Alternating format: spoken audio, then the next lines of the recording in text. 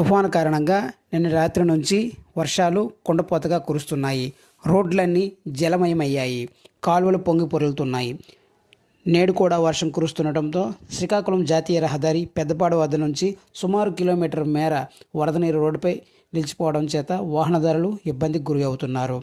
మరోవైపు శ్రీకాకుళం రూరల్ మండలం, శ్రీకాకుళం టౌన్, ఆమదాల వలస, ఎచ్చెర్ల మండలాల్లో వర్షం ఎక్కువ శాతం నమోదైంది. మరోవైపు తుఫాను కారణంగా జిల్లా వ్యాప్తంగా అన్ని పాఠశాలలకు, కాలేజీకు సెలవులు ప్రకటించారు. రేపు విద్యా సంస్థలన్నీ సెలవు ప్రకటించారు.